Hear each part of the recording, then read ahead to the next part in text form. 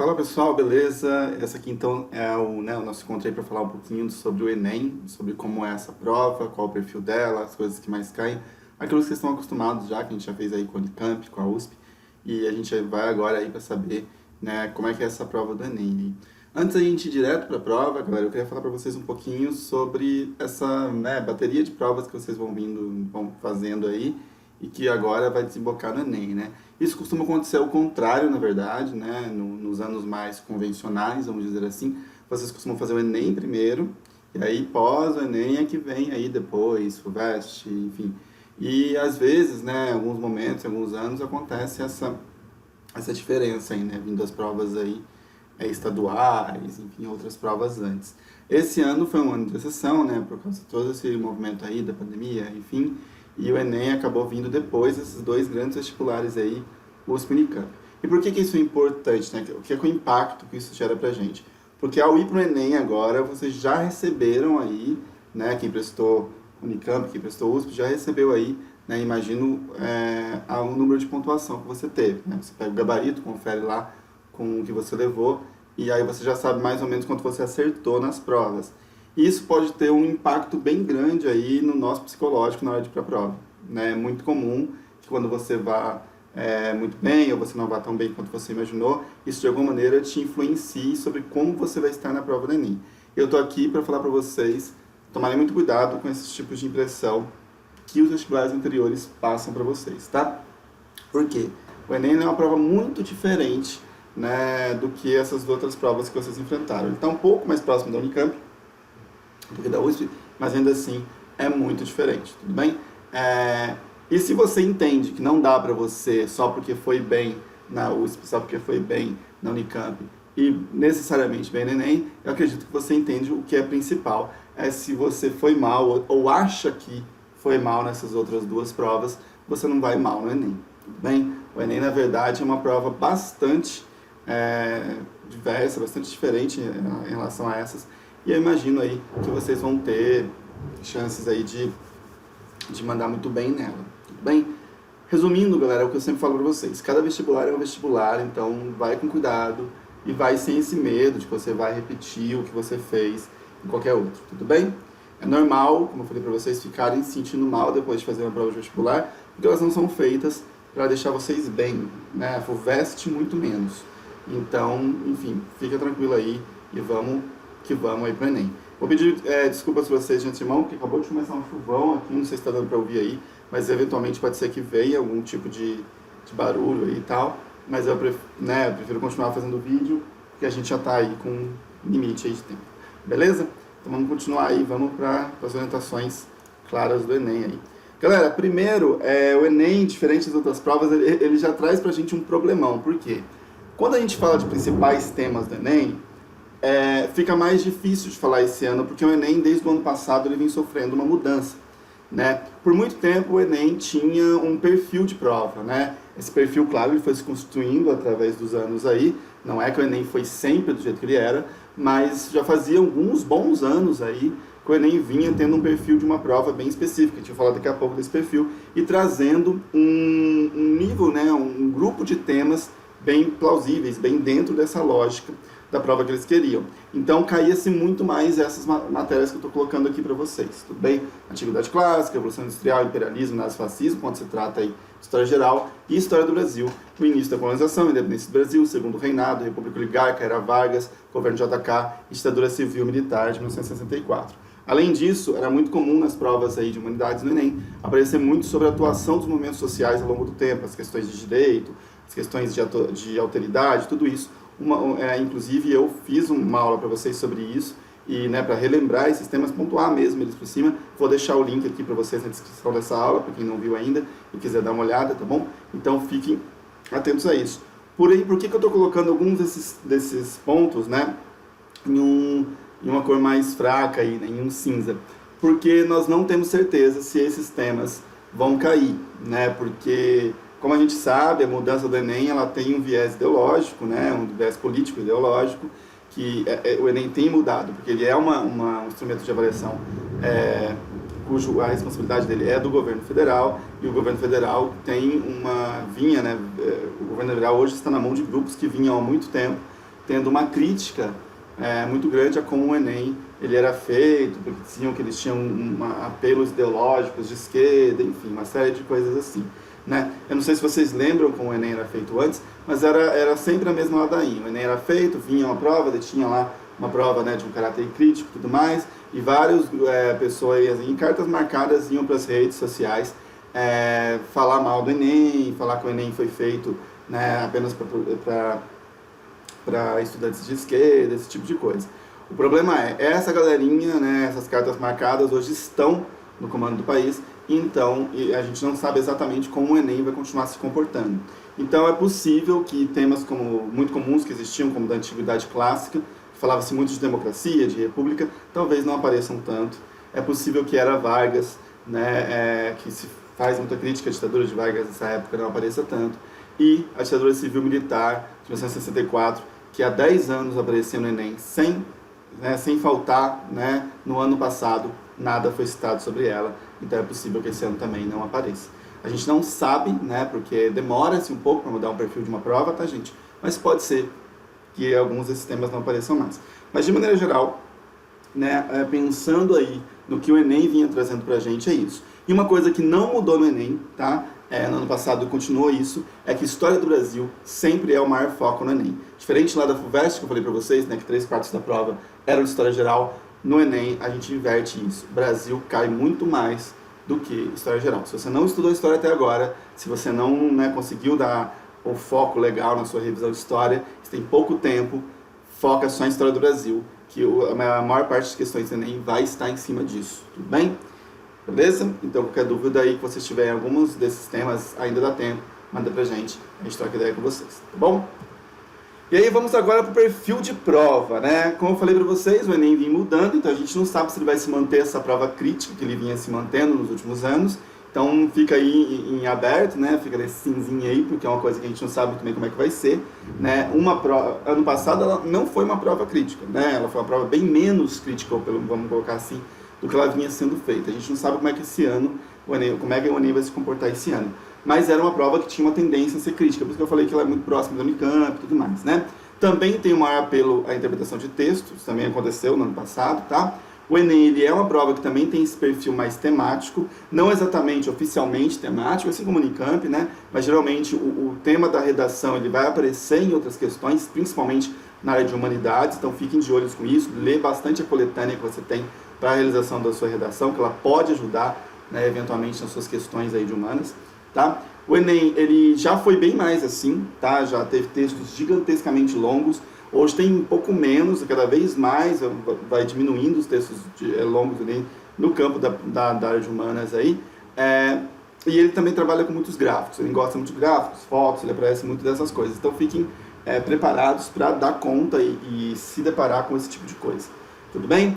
E vocês estão vendo que diferente dos outros momentos que eu passei para vocês, né, que eu falava assim, a história na FUVEST, história na Unicamp, eu estou falando de humanidades, não estou falando de história. Por quê? Porque nem diferente das outras provas que a gente tem, ele não divide o conteúdo dele por matéria, né, por disciplina, ele divide, na verdade, por área. Então não vai ter um momento assim de prova de história, prova de geografia, prova, né, de sociologia. Na verdade, você vai ter uma prova de ciências humanas e suas tecnologias.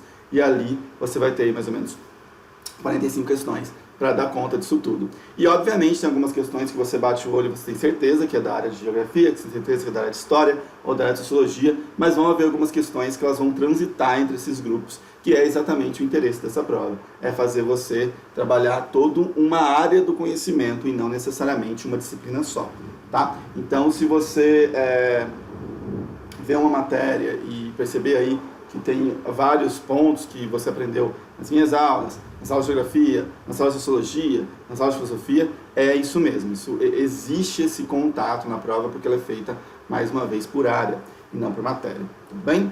Então, vê aí qual que vai ser o seu esquema de resolver, mas já espere que não vai ter essa divisãozinha, que uma hora você está fazendo uma questão de história, daí você vai ver, vai ter uma que tem mais a ver com geografia, depois volta outra que tem mais a ver com história de novo, vai ter tudo essas misturas aí que é bem comum na prova do Enem, tá? Não fiquem assustados se isso acontecer, beleza?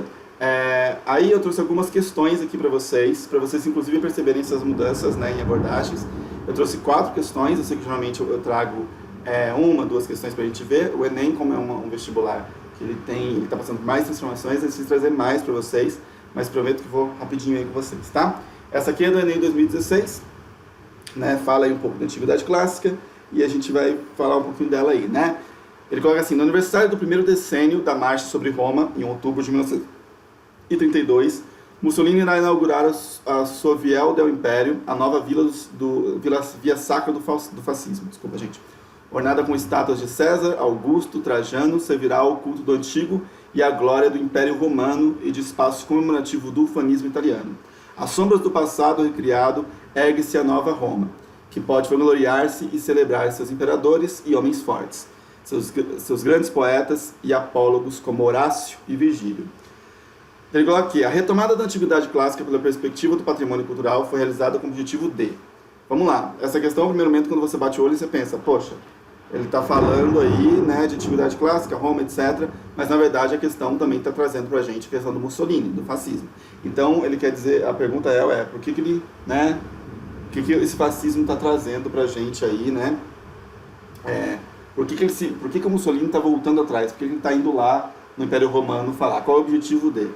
Aí você vê aqui qual que seria a intenção do Mussolini, né? Seria afirmar o ideário cristão para reconquistar a grandeza perdida. Aí é um pouco complicado, né? Roma nem sempre foi cristã. Utilizar os vestígios restaurados para justificar o regime político, talvez. Difundir os saberes ancestrais, difundir saberes não é um negócio muito comum, né, no fascismo. Refazer o urbanismo clássico para favorecer a participação política. Não existe favorecimento da participação política no fascismo, né? É um regime ditatorial. E recompor a organização republicana para fortalecer a administração estatal. Na verdade, existe um grande descaso, né, do fascismo pela questão republicana, e ele também está retomando o Império Romano e não a República Romana.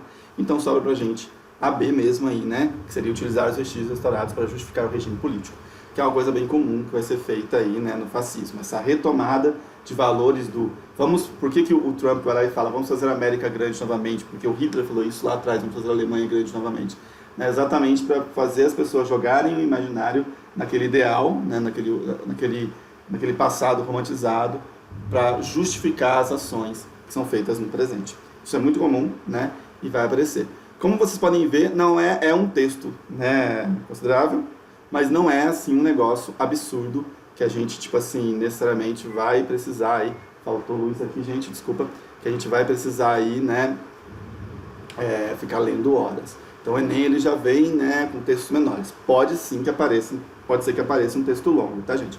Mas, eventualmente, se aparecer um texto aí longão, vocês dão conta, mas vai aparecer muitos textos pequenininhos também para vocês darem, né, jeito aí. Então fiquem tranquilos, vamos para a próxima. Aí em 2017, o Enem trouxe essa questão pra gente, né? E aí é uma questão já mais próxima do que costuma aparecer nas matérias do Enem aí, né? Ele coloca assim: sou filho natural de uma negra africana livre da Costa da Mina, na Gold Nação, de nome Luísa Marim, pagã, que sempre recusou o batismo e a doutrina cristã. Minha mãe era baixa, de estatura magra, bonita, a cor era de um preto retinto e sem lustro, tinha os dentes alvíssimos como a neve, era muito altiva, geniosa e insofrida. Dava-se ao comércio, era quitandeira, muito laboriosa e, mais uma vez, na Bahia, foi presa como suspeita de envolver-se em planos de insurreição de escravos que não tiveram efeito, né? Aí ele coloca: nesse trecho de suas memórias, Luiz Gama ressalta a importância dos... Aí, galera, você vê que, assim, obviamente, se você conhecer, né, sobre a escravidão do país e ler sobre esse período, você vai ter uma facilidade maior com essa questão, mas você, com o texto, já consegue tirar alguma coisa dela. Ele tem muito apelo à interpretação de texto mesmo, Enem. Então, fica de olho nessa questão, né, e a gente vamos pensar aqui, se é de acordo com o texto, ou nesse trecho, como ele coloca, as alternativas têm que estar conversando com isso. Laços de solidariedade familiar, né? Ele não, na verdade, não está dando importância à pessoa, né, ser filha ou filho, né, da moça que ele está contando. Na verdade, ele está falando da história dela, não dela enquanto mãe, não dela enquanto, né, parente dele. Então, no texto, pelo menos, não dá nenhuma importância a esse laço familiar, né? Estratégia de resistência cultural. Será? Vou deixar aí. Mecanismo de hierarquização tribal. Isso também não aparece, né, dentro do nosso texto. Ele está falando das características dela, de coisas, né, que ela possuía, mas também, né, não fala de nenhum tipo de hierarquização nesse sentido, dentro, né, desse texto aí. Instrumentos de dominação religiosa. Talvez, né, porque ela fala aqui que sempre recusou o batismo, cristão, vamos deixar em aberto também. E limites de concessão de alforria. Também pode aparecer, né, porque ele está falando que, apesar disso tudo, ela foi presa aí, né, suspeita aí de se envolver com insurreição de escravos, né, então, até que ponto, né, a alforria podia aparecer aí pra gente, né. Eu imagino que essas são questões que deixam vocês em dúvida, né, e aí a resposta que ele vai dar pra gente é a B. Aí por que a B, né, gente? Vamos pensar nas que ficaram aí e a gente deixou para pensar depois, né? A gente descartou a A e a C, porque não tinham nada a ver com o texto, e as outras podiam ter coisas. Então vamos lá, instrumentos de dominação religiosa. Então ele coloca lá, sou filho natural de uma negra africana livre da costa da mina, na coordenação. De nome Luísa Marim, pagã, que sempre recusou o batismo e a doutrina cristã. Mas ele fala que ela sempre recusou o batismo e a doutrina cristã, porém, não fala exatamente como era, né, esses instrumentos de dominação religiosa. Ele coloca a religião como um dos instrumentos de dominação, mas ele não explica direitinho, né, no texto pelo menos, como eram exatamente, né, os instrumentos usados por essa dominação religiosa. Então por isso, como não está no texto, a gente poderia descartar também. Né? Daí os limites de concessão de alforria. Né? Aqui a palavra limites da concessão, é a concessão que tira essa questão, porque se colocasse limites da alforria, aí poderia, né, ser uma questão aí correta também. Porque em nenhum momento ele está falando que como foi concedida a ela essa alforria, né? Ela era livre, mas primeiro não fala se ela algum dia foi escrava, para começar, para ver se ela teve alforria, e segundo, em nenhum momento essa alforria está sendo dada a ela nesse momento. Na verdade, a liberdade dela é que está sendo desafiada de qualquer momento aí, né? Pelas pessoas que acham que ela se envolve com os planos de insurreição de escravo. Então, por isso que a gente pode tirar. Como não tem no texto falando nada sobre isso, a gente pode arrancar. Aí você pode perguntar assim, mas o que a B tem a ver, né? Por que a B coloca estratégia de resistência cultural? Porque quando ele fala que ela se recusou ao batismo e à doutrina cristã, isso é pagã, né? Que se recusou e tal, tudo isso. Isso é um modo de resistência cultural, né? Manter a sua religião, né? Ou não sucumbir à religião do outro, é um modo de resistência cultural. Por isso que tem super a ver aí essa questão B, beleza? Vamos passar para a próxima aí, né? Espero que não falte mais dúvidas aqui. Bora. Ele coloca aqui pra gente. Aí você vê que o texto já é um pouquinho maior, mas vamos a gente dar conta. O encontro entre o velho e o novo mundo, o encontro entre o velho e o novo mundo, que a descoberta de Colombo tornou possível, é de um tipo muito particular. É uma guerra, ou a conquista, como se dizia então. É um mistério contínuo. O resultado do combate. Porque a vitória fulgurante se os habitantes da América eram tão superiores em número aos adversários que lutaram no próprio solo. Se nos limitamos à conquista do México, a mais espetacular, já que a civilização mexicana é a mais brilhante do mundo pré-colombiano, como explicar que Cortés, liderado de centenas de homens, tenha conseguido tomar o reino de Montezuma, que dispunha de centenas de milhares de guerreiros? No contexto da conquista, conforme a análise apresentada no texto, uma estratégia para superar as disparidades levantadas foi... Vamos lá. Quando você estiver fazendo o Enem, você vai estar num momento bastante nervoso. Eu trouxe essa questão exatamente por isso. E muitas vezes você acaba achando que a pergunta da pessoa está sendo muito maior do que você tá lidando. Eu não sei se foi esse caso aqui, mas muita gente quando leu essa questão falou que era hiper difícil, porque não conseguia entender, né, o que eles estavam perguntando. Então ele fala assim, no contexto da conquista, conforme a análise apresentada no texto, ou seja, conforme o que o texto está dizendo para a gente, uma estratégia para superar as disparidades levantadas. Quais são essas disparidades levantadas? O fato de que o novo mundo, né, no caso a América, tinham muitos guerreiros que estavam muito mais guerreiros do que os conquistadores e estavam lutando no seu próprio território. Então, como assim, né, lidando com essa nação cheia de pessoas dispostas a lutar por ela em seu próprio território, ainda assim os europeus conseguiram, né, se impor. E aí ele vai dar pra gente essas opções. Implantar as missões cristãs entre as comunidades submetidas? Talvez, né? Talvez exista esse interesse aí, né? Embora ele fale aí de México, Montezuma, a gente pode também pensar no Brasil, tá, gente? Porque ele está falando isso aí, a estratégia entre o velho e o novo mundo. Então, A gente também pode pensar aqui no Brasil. Talvez, vamos deixar em aberto. Utilizar a superioridade física dos mercenários africanos? Não sei, é esquisito pensar, né? Porque vocês já ouviram falar de alguma vez que foram usados mercenários africanos no momento da conquista da América? Se você nunca ouviu, provavelmente não, essa questão está errada, né? Vocês tiveram aí, pelo menos, né, um ano de aula aí de história, né, geografia, enfim, se isso nunca apareceu em nenhuma dessas aulas, existe uma grande chance disso estar errado, né? Como não apareceu, a gente pode descartar, né? Explorar as rivalidades existentes entre os povos nativos. Isso vocês já ouviram falar, não viram? Que muitas vezes, quando chegava aqui o europeu, ele fazia com que, né, acabava assim, colocando mais fogo aí nas lutas internas que já existiam aqui na América, para que eles depois conseguissem aí, né, conquistar, é o famoso dividir para conquistar, né? Isso não só aqui, como também na África eles fizeram, mas especificamente aqui que a questão fala, eles também fizeram aqui, né? Então, vamos deixar aí. Então, a gente está entre A e C por enquanto.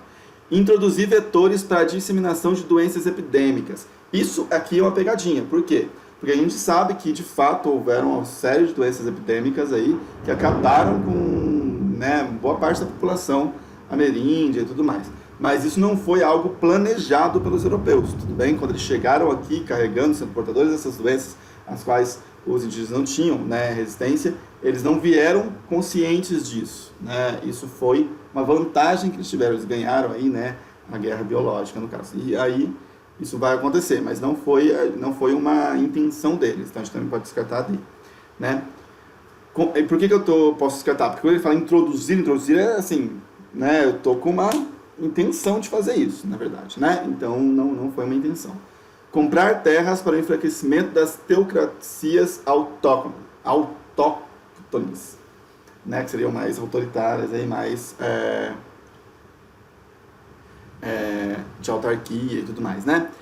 Galera, se em algum momento você ouviu falar de europeu comprando terra de povos nativos aqui, mais uma vez, se você nunca ouviu falar disso, dificilmente, né, isso aconteceu. Então a gente pode descartar também. Ficaríamos entre a A e a C, né? E aí a alternativa correta é a C. E por que não é a A, galera? Porque as missões cristãs, ou seja, as missões jesuíticas, elas costumavam vir depois de um certo tempo, né, que já havia se instalado o processo de conquista aqui na América. Tanto aqui, né, no Brasil, como, por exemplo, né, na América Espanhola. No Brasil, por exemplo, a gente costuma ter muito essa confusão com os jesuítas. E, na verdade, os jesuítas não vieram, né, com o primeiro processo de colonização do Brasil. Os jesuítas só vieram aqui para o país no momento do governo geral, né? Então, demorou-se um pouquinho para isso acontecer.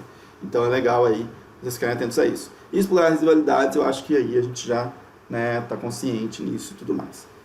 Certo? Vamos para a última aí. Essa última, como foi, né, muito próxima aí do... Coisa eu consegui achar, inclusive, a questãozinha mesmo, né? Aí ele trouxe um período da regência pra gente. Pode ver, a maioria das questões trata de Brasil, né? Eu peguei as questões aí mais icônicas de cada um e a maioria delas aí tem a ver com o Brasil. É sempre bom a gente ficar atento à história do Brasil mesmo no Enem, tá? Então vamos lá. A regência iria enfrentar uma série de rebeliões nas províncias, marcadas pela reação das elites locais contra o centralismo monárquico, levado a efeitos pelos interesses dos setores ligados ao café da corte, como a cabanagem no Pará, a balaiada no Maranhão e a sabinada na Bahia. Mas de todas elas, a Revolução Farroupilha era aquela que mais preocuparia, não só pela sua longa duração, como pela sua situação fronteiriça da província do Rio Grande, tradicionalmente a garantidora dos limites dos interesses antes lusitanos e agora nacionais do Prata. Esse do Prata é do Rio da Prata, tá? Que é importante aí no comércio, uma série de coisas, né? Estratégico e tal. Ele coloca, a característica regional que levou uma das revoltas citadas a ser a mais preocupante para o governo central era a... Como é que eu poderia perguntar isso de um jeito diferente? Se você ficar confuso, tenta refazer a frase dele na prova. Né? Qual é a característica regional que levou a revolta, né, da Farroupilha a ser a mais preocupante? Porque uma das revoltas citadas. Se ele está falando que uma das revoltas citadas ser a mais preocupante, ele está falando especificamente da Farroupilha, que ele coloca que a Farroupilha é a que mais preocuparia. Né? Então, o que fez o pessoal, o que foi o fator da região, né, que fez o governo, né, se preocupar mais com essa rebelião do que as outras? Não o que eles propunham, não, né, as ideologias, o que foi o fator regional? O que a região onde aconteceu a Farroupilha fez, né, preocupava aí ao governo central, né? O que tinha nessa região que era muito preocupante ter uma revolta ali. E aí a gente poderia pensar, existia uma autonomia bélica nessa região?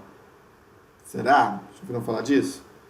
Será que isso preocuparia mais por causa dessa região? Essa região por si só existe, né? Tem uma tradição de uma autonomia bélica?